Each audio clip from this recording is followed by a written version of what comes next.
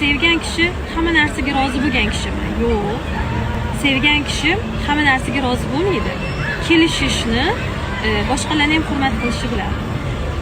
Hamma narsaga rozi bo'lib ketgan kishi o'zini hayotidan yo'qib qo'ygan kishi. Voz kechib ketgan kishi, o'zini hayotida qadri qolmagan kishi.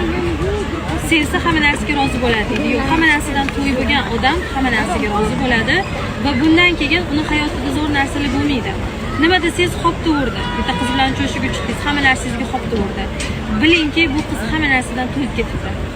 Hamma narsadan to'yib ketibdi va tinch bitta hayot qidiryapti. Lekin ertaga uni samatsenkasi joyiga tushib qolsa, ertaga yo'q deyishni ham biladi.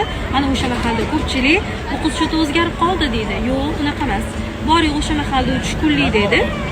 Sizga hamma narsaga xoptayotganda tushkunlik dedi. Endi tushkunlikdan chiqib oldi. Ana endi o'zini fikri o'rtaga chiqishni boshlaydi.